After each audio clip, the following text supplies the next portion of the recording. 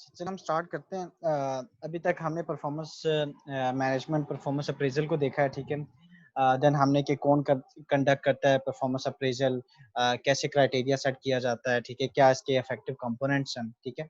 Now coming towards के different methods हैं performance को असेस करने के, ठीक है, परफॉर्मेंस इवैल्यूएशन के। एक जो बहुत कॉमनली है, ठीक है, इट इज कॉमनली नोन, ठीक है, it is known as graphic rating scale, ठीक है।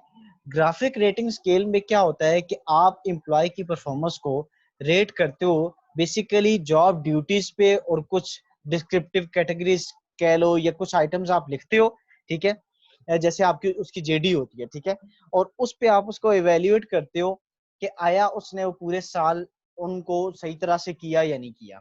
इसको हम कहते हैं ग्राफिक रेटिंग स्केल। अगर आपकी जॉब ड्यूटीज पे और कुछ बिहेवियरल डायमेंशंस पे परफॉर्मेंस इवेल्युएट हो तो this method is known as graphic rating scale, ठीक है। ये उसकी कुछ एग्जांपल है, मिसाल के तौर पे किस तारीख को हो रहा है, एम्प्लॉय का नाम क्या है, किस डिपार्टमेंट में है, ठीक है, कौन उसका सुपरवाइजर है जो रेट कर रहा है, ठीक है, किस दिन आया था वो, उसको कितना अरसा हो चुका है, ठीक है, फिर वो पार्ट टाइम है या फुल टाइम है, पूरी पहले उसकी एम्प्लॉय की डिटेल आ गई, ठीक है। ये परफॉर्मेंस इवैल्यूएशन फॉर्म है बेसिकली, एक सैंपल है, ठीक है। हर ऑर्गेनाइजेशन का अपना होता है, ठीक है। तो फिर नीचे क्या हो गया कि उन्होंने उसको 3 हेड्स में तकसीम कर दिया। ई मींस के परफॉर्मेंस स्टैंडर्ड्स को मीट उसने किया, एम फॉर मीडियम, और आई मींस कि उसको अभी इंप्रूवमेंट की जरूरत है, ठीक है। तो अगर वो उसको इधर रेट कर रहे हैं तो इट मींस कि उसको इंप्रूवमेंट की जरूरत है। अगर वो एम्प्लॉय को रेट करते हैं लेट्स सपोज मीडियम में, बीच में कहीं, तो इट मींस कि वो ऑन एवरेज है। और अगर वो यहाँ रेट करते हैं तो इट मींस कि वो उसने अपनी जो भी जॉब ड्यूटीज थी, जो बिहेवियर उससे रिक्वायर्ड थे, ठीक है, वो उसने मीट किए और अपनी उसने परफॉर्मेंस बहुत अच्छी शो की, ठीक है। तो ये हो गया ग्राफिक रेटिंग स्केल। ये इसी तरह आप उसको 1 to 5 के स्केल पे भी रेट कर सकते हो। वन अगर आप किसी को रेट करते हो इट मींस कि वो उसकी परफॉर्मेंस अनसेटिस्फैक्टरी है, यानी कि उससे जो मिनिमम स्टैंडर्ड था ना जो हमने शुरू में सेट किया था वो भी उससे मीट नहीं हो सका। 2 से मुराद ये है कि वो मिनिमम स्टैंडर्ड की थोड़ा सा करीब तो था लेकिन स्टिल वो उसकी एक्सपेक्टेशन से बिलो परफॉर्मेंस है। 3 से मुराद है कि उसने एक्सपेक्टेशंस को मीट किया है, यानी कि वो ऑन एवरेज है, ठीक है।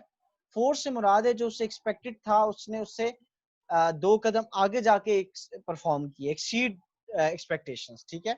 और 5 को आप ये कह सकते हो कि आउटस्टैंडिंग, यानी कि उसने आउटस्टैंडिंग परफॉर्म किया, ठीक है।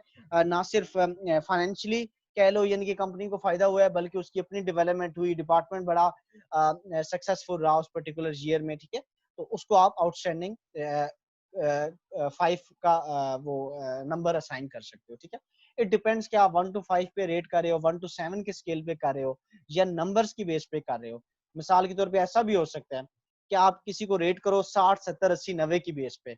60 मींस के अनसेटिस्फैक्टरी, 70 मींस बिलो एक्सपेक्टेशन, 80 को आप कह दो मीट एक्सपेक्टेशंस, 85 या 90 को आप कह दो एक्सीड एक्सपेक्टेशन, और 90 से अबव को आप कह दो ये तो आउटस्टैंडिंग रहा, ठीक है। It is up to you कि आप उसको कैसे रेट करते हो। तो ग्राफिक रेटिंग स्केल बेसिकली आप जॉब ड्यूटीज की बेस पे जब इवेल्युएट करो तो उसको कहते हैं। बिहेवियर एंकर रेटिंग स्केल, इसको बार्स के नाम से भी जाना जाता है, ठीक है, behaviourally anchor rating scale.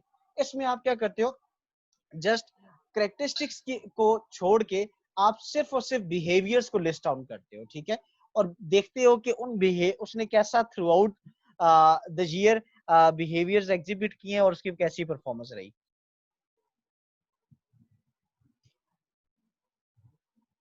Same इसको भी आप 1 to 5 के स्केल पे कर सकते हो, लेकिन फर्क क्या है, वहां जॉब ड्यूटीज थी, यहाँ पे आपने कुछ बिहेवियर्स को लिस्ट डाउन किया। मिसाल के तौर पे कि आपने अगर एक कस्टमर रिप्रेजेंटेटिव की परफॉर्मेंस को इवेल्युएट करना है तो कौन कौन से बिहेवियर्स हो सकते हैं।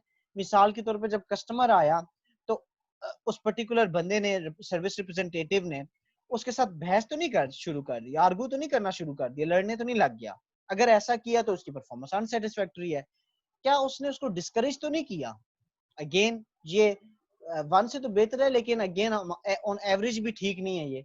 फिर इसी तरह आहिस्ता आहिस्ता कि आखिर में क्या है, यूज पॉजिटिव फ्रेजेस, यानी कि उसने कस्टमर को बड़ा अच्छी तरीके से ग्रीट किया, उनको सर्व किया, उसके साथ बड़ी सॉफ्ट टोन के साथ पेश आया, ठीक है।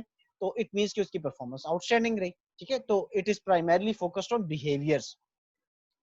कैटेगरी रेटिंग मेथड एक होता है, उसमें आप क्या करते हो, आप मिक्स क्या करते हो, कुछ स्टेटमेंट्स लिख देते हो या बिहेवियर्स का मिक्सचर आप लिख देते हो, और उसकी बेस पे आप देखते हो कि इसने ये बिहेवियर शो किए और ये नहीं किए, और फिर आप अनसेटिस्फैक्ट्री, सेटिस्फैक्ट्री या आउटस्टैंडिंग के नाम से परफॉर्मेंस इवेल्युएट करते हो। ठीक है।